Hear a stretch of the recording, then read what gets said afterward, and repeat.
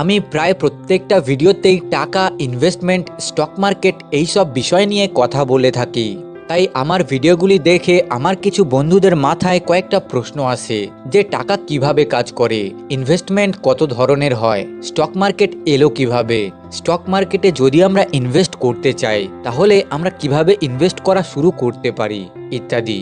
আরও কত রকমের প্রশ্ন থাকে যেগুলোর উত্তর আমরা কখনো স্কুল বা কলেজ থেকে পাই না। তাই আজকে এমন একটা ব্যক্তির কাছ থেকে শিখব যে বিনিয়োগকারীদের জন্য বছরের পর বছর 29% রিটার্ন এনে দিয়েছিলেন।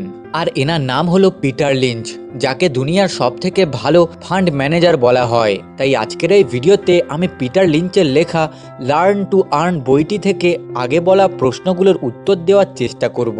কারণ ফাইন্যান্সিয়াল এডুকেশন নামক কোনো সাবজেক্ট আমাদের এডুকেশন সিস্টেমে নেই। তাই এই জন্যই ফাইন্যান্সকে আমাদের নিজের চেষ্টায় শিখতে হয়। তাই এই ভিডিওটার মাধ্যমে আমরা নিজেদের জার্নিতে নিজেদের ফাইন্যান্সিয়াল নলেজকে এক ধাপ এগিয়ে নিয়ে যাব।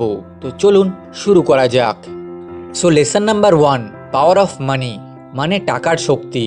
তো সাধারণত বেশিরভাগ লোক টাকার শক্তির ব্যাপারে কোনো কিছুই জানে না।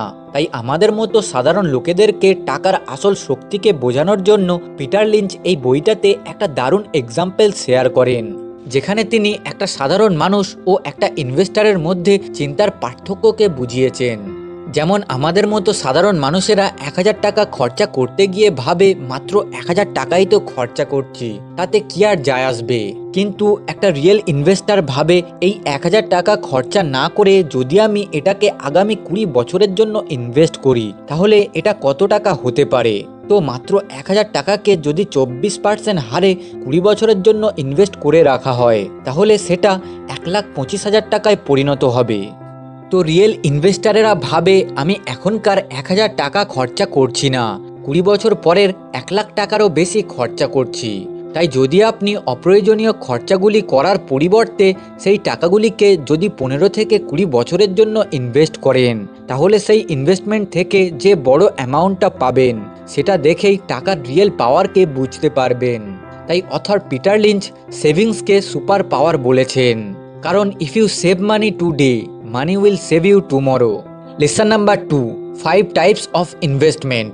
টাকা সেভ করার পর এবার আসে সেগুলিকে ইনভেস্ট করার পালা। কিন্তু এখানে একটা প্রশ্ন উঠে আসে যে কোন ইনভেস্টমেন্টটা আমাদের জন্য বেস্ট ইনভেস্টমেন্ট। তো এর উত্তরে পিটার লিঞ্চ বলেন যে মোট 5 ধরনের ইনভেস্টমেন্ট আছে। নাম্বার 1, সেভিংস অ্যাকাউন্ট, যেখানে আমরা নিজেদের টাকাগুলিকে জমা রাখি।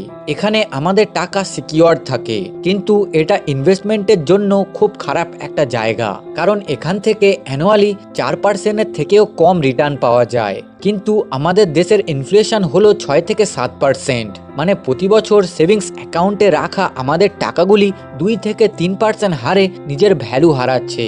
তাই পিটার লিঞ্চ এটাকে অ্যাজ অ্যান ইনভেস্টমেন্ট ধরে না। উনি বলেন যে ইনভেস্টমেন্ট সেইগুলি যেগুলি ইনফ্লেশনকে হারাতে পারে।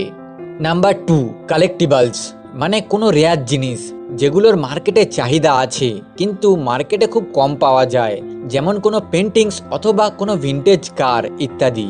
এইসব কালেক্টিবলসের জন্য লোকেরা প্রায় 10 গুণেরও বেশি দাম দিতেও রাজি থাকে। তাই এটা ইনভেস্টমেন্টের জন্য ভালো একটা অপশান। কিন্তু যেহেতু এগুলো খুব দামি জিনিস তাই এগুলি চুরি হয়ে যাওয়ার ভয় থাকে, যার জন্য সিকিউরিটির পিছনে অনেক টাকা খরচা করতে হয়। এছাড়াও ড্যামেজ হয়ে গেলে অনেক টাকা লস হয়, কারণ এগুলির কোনো রিপেয়ারিং হয় না। Number 3, real estate.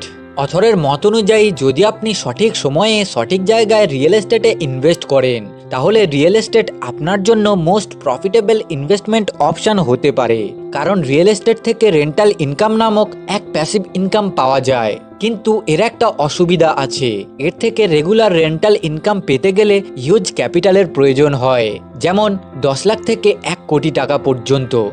Number 4, bond instrument. Bond এক ধরনের ডেট ইনস্ট্রুমেন্ট। গভর্নমেন্টের কোনো বড় প্রজেক্টের জন্য বা কোনো বিজনেসের জন্য গভর্নমেন্ট বা কোম্পানি বন্ড ইস্যু করে, যার দ্বারা তারা ইনভেস্টরদের কাছ থেকে টাকা তোলে। এটা একটা সেফ ইনভেস্টমেন্ট অপশন যার দ্বারা ফিক্সড রিটার্ন পাওয়া যায়, যেমন বছরে 8 থেকে 10%। এতে ফিক্সড রিটার্ন পাওয়া গেলেও এতে লিকুইডিটির সমস্যা থাকে, কারণ কোনো কোনো বন্ডের ক্ষেত্রে 3 থেকে 5 বছরের লক ইন পিরিয়ড থাকে, তাই এটাও আমাদের জন্য ভালো ইনভেস্টমেন্ট অপশন নয়। Number 5, stock market. Author Peter Lynch বলেন যে স্টক মার্কেট হলো আমাদের জন্য বেস্ট ইনভেস্টমেন্ট অপশন, কারণ এখানে ইনভেস্ট করার জন্য কোনো এন্ট্রি ব্যারিয়ার নেই। মানে অল্প থেকে অল্প টাকা নিয়ে আমরা স্টক মার্কেটে ইনভেস্ট করা শুরু করতে পারি, কিন্তু ইনভেস্ট করার আগে অবশ্যই কেয়ারফুল হতে হবে, কারণ যেমন স্টক মার্কেটে অল্প টাকা দিয়ে বেশি রিটার্ন পাওয়া যায়, ঠিক তেমনই রিস্ক ম্যানেজমেন্ট না করতে পারলে সব টাকা ডুবেও যায়। তাই আমাদের সবাইকে অবশ্যই স্টক মার্কেটে নিজের টাকাগুলিকে বুঝে শুনে ইনভেস্ট করা উচিত। আর এর জন্য ভিডিওর ডেসক্রিপশন বক্সে গিয়ে এঞ্জেল ওয়ান অ্যাপের লিঙ্কে ক্লিক করে ফ্রিতে একটা ডিম্যাট অ্যাকাউন্ট খুলে আপনি নিজের স্টক মার্কেট জার্নি এখনই শুরু করতে পারেন। Lesson number 3, history of stock market. Stock মার্কেটে ইনভেস্ট করার আগে স্টক মার্কেটের ইতিহাস সম্বন্ধে জানা উচিত। তো প্রায় 400 বছর আগে পৃথিবীতে রাজাদের রাজত্ব চলতো, তাই তখন যদি কেউ নিজের ব্যবসা শুরু করতে চাইতো তাহলে তাকে রাজাদের কাছ থেকে প্রথমে পারমিশন নিতে হতো, আর পারমিশন পাওয়ার পর বিজনেস শুরু করার জন্য টাকা জোগাড় করতে হতো। এই টাকা জোগাড় করার প্রসেসটাকে সহজ করার জন্য স্টক মার্কেটে শুরু হয়, যেখানে কোনো প্রাইভেট বা পাবলিক কোম্পানিগুলি নিজেদের বিজনেসকে গ্রো করার জন্য তার কিছু অংশ টাকার পরিবর্তে সাধারণ লোকেদেরকে বিক্রি করে। বেসিক্যালি এইভাবে স্টক মার্কেট কাজ করে। 1602 সালে আমস্টারডামে দুনিয়ার প্রথম স্টক এক্সচেঞ্জ শুরু হয়। Lesson number 4, how to invest in stock market. Stock মার্কেটে কিভাবে ইনভেস্ট করতে হয়, তো এই পয়েন্টটাকে এক্সপ্লেন করতে গিয়ে অথর পিটার লিঞ্চ বলেন যে মানুষ শুধু শুধু স্টক মার্কেটকে কমপ্লিকেটেড করে। অ্যাকচুয়ালিতে স্টক মার্কেট খুবই সহজ সরল।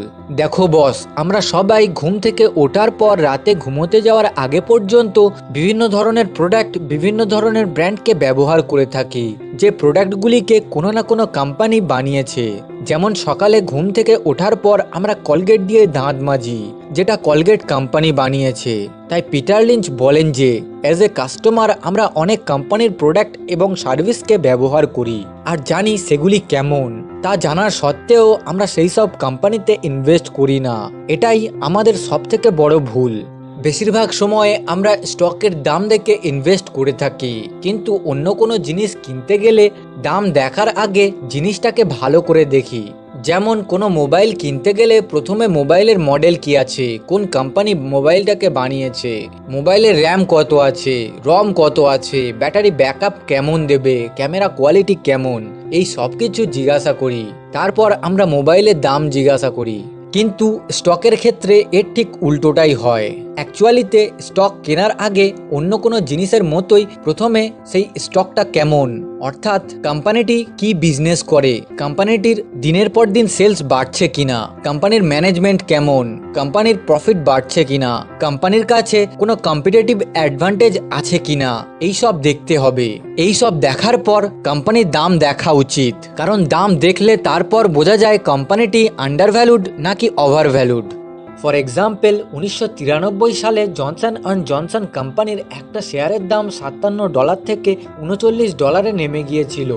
এত ভালো একটা কোম্পানি যার প্রোডাক্টের কোয়ালিটিও খুব ভালো, কিন্তু তার সত্ত্বেও তার শেয়ারের দাম দিনের পর দিন কমে যাচ্ছিল। তাই বেশিরভাগ লোক ওই শেয়ারের দাম দেখেই শেয়ারটিকে বিক্রি করে দিচ্ছিল, কারণ তাদের মনে হচ্ছিল যে কোম্পানিটির ভিতরে কোনো না কোনো প্রবলেম আছে। কিন্তু পিটার লিঞ্চ সেই শেয়ারের দাম না দেখে কোম্পানির আর্নিং দেখছিল, যা দেখার পর তিনি জানতে পারে যে কোম্পানিটির আর্নিং গত 10 বছরে কন্টিনিউয়াসলি বৃদ্ধি পাচ্ছে। শুধু এই নয়, রিসার্চ করার পর তিনি আরও জানতে পারে যে কোম্পানির মধ্যে কোনো নেগেটিভ জিনিস নেই, যেটা লং টার্মে কোম্পানির ওপর কোনো খারাপ এফেক্ট ফেলতে পারে। কিন্তু তিনি জানতেন যে কোনো না কোনো কারণ তো অবশ্যই আছে, যার জন্য এখন এর দাম এত কমে যাচ্ছে। 1993 সালে হেলথ কেয়ার নিয়ে আমেরিকাতে একটা নতুন আইন চালু হওয়ার কথা হচ্ছিল, যে আইনটার জন্য হেলথ কেয়ার প্রোডাক্ট বেস কোম্পানিগুলির খুব লস হতো। তাই সব ইনভেস্টরেরা ভয়েতে জনসন অ্যান্ড জনসন কোম্পানিটিকে বিক্রি করে দিচ্ছিল, কারণ তারা জানতেন যে এই আইনের জন্য জনসন অ্যান্ড জনসন কোম্পানিটিরও লস হবে।